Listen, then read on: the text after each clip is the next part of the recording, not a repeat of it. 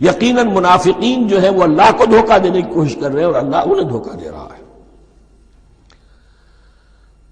فی قلوبہم مرض، ایک لفظ اور رہ گیا، وما یشعرون، انہیں اس کا شعور نہیں ہے. یہ بہت اچھی طرح نوٹ کر لیجئے، منافقین کی بھی اکثریت وہ تھی جنہیں اپنے نفاق کا شعور نہیں تھا. وہ اپنے تئیں سمجھتے تھے اپنے آپ کو مسلمان. وہ کہتے تھے یہ بے وقوف لوگ ہیں. محمد رسول اللہ کے بارے میں کہتے تھے یہ خام خواہ جو ہے انہوں نے لڑائی بھڑائی مول لے لی ہے اہل مکہ کے ساتھ، کیا ضرورت ہے، امن کے ساتھ جو ہے بات کرنی چاہیے. وہ سمجھتے تھے کہ ہم خیر خواہ ہیں، ہم بھلی بات کہہ رہے ہیں. یہ بے وقوف لوگ ہیں، دیکھتے نہیں کہ کس سے ٹکرا رہے ہیں، ہاتھ میں اسلحہ نہیں ہے اور لڑائی کے لیے جا رہے ہیں. تو بے وقوف تو یہ ہے. لیکن وہ سمجھتے تھے کہ ہم تو بڑے مخلص ہیں، ہم مصلح ہیں. تو ما یشعرون بہت ضروری ہے. بعض لوگ منافق ایسے بھی تھے کہ جو اسلام میں داخل ہی ہوتے تھے دھوکہ دینے کی خاطر، اور ان پہ پہلے دن سے واضح ہوتا تھا کہ ہم مسلمان نہیں ہیں، ہم نے اسلام کا لبادہ اوڑھا ہے صرف دھوکے کے لیے. اس کا ایک ذکر سورہ آل عمران میں آئے گا.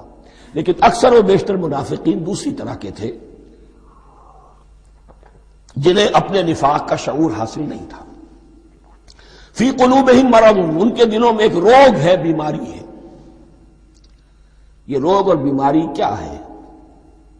ایک لفظ میں اس کو تعبیر کیا جائے، کردار کی کمزوری، ویکنس آف کیریکٹر.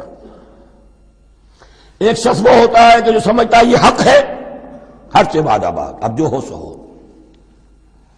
ایک حق کو حق پہچان کر رد کر دیتا ہے، وہ کافر ہو گیا. ایک حق کو حق پہچان کر آیا تو صحیح، لیکن ویکنس آف کیریکٹر کی وجہ سے قوت ارادی کمزور ہے. آخرت بھی چاہتے ہیں، دنیا کو بھی ہاتھ سے دینے کو تیار نہیں. یہاں کا بھی کوئی نقصان نہ ہو اور آخرت کا بھی سارا بھلا ہمیں مل جائے. یہ وہ لوگ ہیں در حقیقت کہ اس کو کہا روگ. فی قلوبہم مرض فزادہم اللہ مرضا، تو اللہ نے ان کے مرض میں اضافہ کر دیا. یہ اللہ کی سنت ہے. آپ حق پر چلنا چاہیں، حق کا راستہ آپ کے لیے آسان کر دے گا.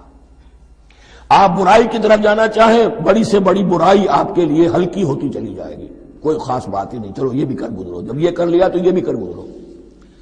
اور اگر آپ بین بین لٹکنا چاہیں تو اللہ اسی پہ چھوڑ دیتا ہے. ٹھیک ہے، آپ سمجھتے ہیں ہم کامیاب ہو رہے ہیں، ہم نے مسلمانوں کو بھی دھوکہ دے لیا، وہ ہمیں مسلمان سمجھتے ہیں، اور یہودیوں کو بھی دھوکہ دے لیا، وہ سمجھتے ہیں کہ ہم ان کے ساتھی ہیں، تو سمجھا کامیاب ہو رہے ہیں. حقیقت میں کامیابی نہیں. فی قلوبہم مرض فزادہم اللہ مرضا ولہم عذاب علیم بما کانوا یکذبون، اور ان کے لیے تو دردناک عذاب ہے. عذاب عظیم کا لفظ آیا تھا اوپر کفار کے لیے، وَلَهُمْ عَذَابٌ عَظِيمٌ، 7ویں آیت ختم ہوئی.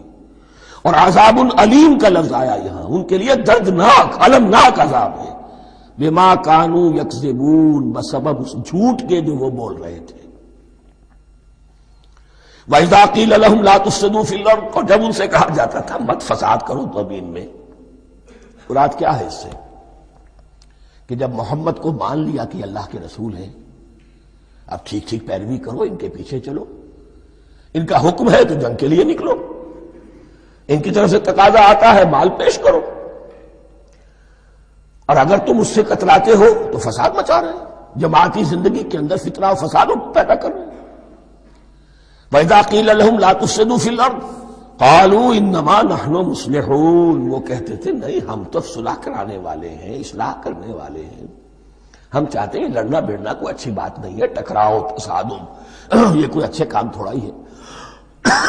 بس ٹھنڈے ٹھنڈے دعوت دیتے رہو، جو چاہے قبول کر لے، جو چاہے رد کر دے. خام خواہ یہ ٹکرانا اور یہ جنگ کرنا اور اللہ کے دین کو غالب کرنے کے لیے یہ قربانی دو اور یہ مصیبت جھیلو اور یہ مشقت برداشت کرو اور یہ چیز چھوڑو اور یہ ترک کرو، یہ کاہے کے لیے؟ وَإِذَا قِيلَ لَهُمْ لَا تُفْسِدُوا فِي الْأَرْضِ قَالُوا إِنَّمَا نَحْنُ مُصْلِحُونَ أَلَا إِنَّهُمْ هُمُ الْمُفْسِدُونَ وَلَٰكِن لَا يَشْعُرُونَ. آگاہ ہو جاؤ کہ وہی ہے مفسد، فساد پھیلانے والے. اس لیے کہ محمد رسول اللہ کی دعوت ہے زمین میں اصلاح کے لیے، اس اصلاح کے لیے کچھ آپریشن کرنا پڑے گا. مریض اس درجے کو پہنچ چکا ہے کہ آپریشن کے بغیر اس کی شفا نہیں ہوگی. اب اگر تم اس کے راستے میں رکاوٹ بنتے ہو تو در حقیقت تم فساد مچا رہے ہو، لیکن تمہیں اس کا شعور نہیں. الا انہم هم المفسدون ولکن لا یشعرون. پھر دیکھیے، نوٹ کیجئے، شعور نہیں ہے. شعوری نفاق اور شے ہے، غیر شعوری نفاق ہے کہ جس کا یہ سارا تذکرہ ہو رہا ہے.